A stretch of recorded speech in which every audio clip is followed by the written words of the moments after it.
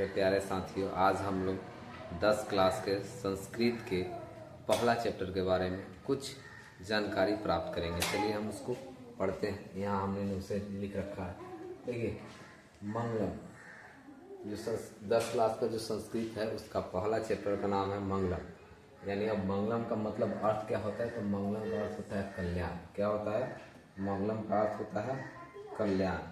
तो खूब ध्यान से समझिएगा।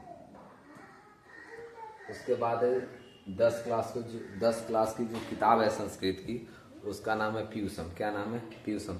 तो पीयूषम का मतलब होता है अमृत। क्या होता है? अमृत। ठीक है ना। और जो वेद होते हैं वो कितने वेद होते हैं? तो वेद केवल और केवल सिर्फ 4 वेद होते हैं। ठीक है ना। पुराणों की संख्या कितनी है? तो पुराणों की संख्या 18 है। उपनिषद की संख्या कितनी है? तो उपनिषद की संख्या 108 है। ठीक है ना। वेदांग मतलब वेदों के अंग। ठीक है ना। वेदों के अंग की संख्या कितनी है? 6 है। ठीक है ना।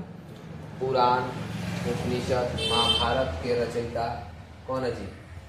वेद व्यास जी।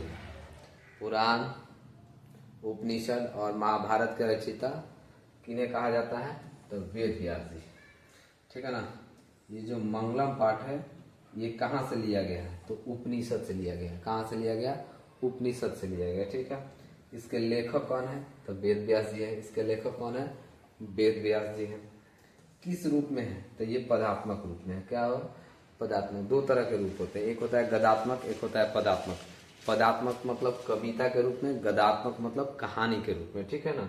जो कविता लिखी तो उसको कहते हैं पदात्मक। जो कहानियां लिखी होती है, ठीक है ना, कम शब्दों में जिस बात को हम कम शब्दों में लिखते हैं उसे कहते हैं कविता, और उसी बात को बहुत ज्यादा शब्दों में लिखते हैं तो उसको कहते हैं कहानी। तो पदात्मक का मतलब होता है संस्कृत में कविता के रूप में, यानी कम शब्दों में लिखा गया। ठीक है। यहाँ देखिए, जो आपका मंगलम पाठ है उसमें कितने मंत्र लिए गए हैं? तो केवल और केवल 5 मंत्र शामिल हैं। कितने उपनिषद से 5 मंत्रों को शामिल किया गया?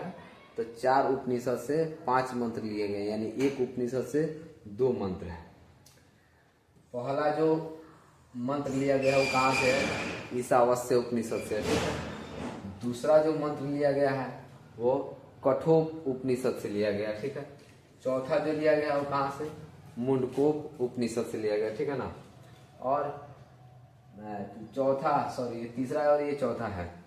ये पहला हो गया, ये दूसरा, ये तीसरा, चौथा और ये पांचवा, यानी तीसरा और चौथा मुंडकोप उपनिषद से लिया गया, और ये 5वां श्वेतवासर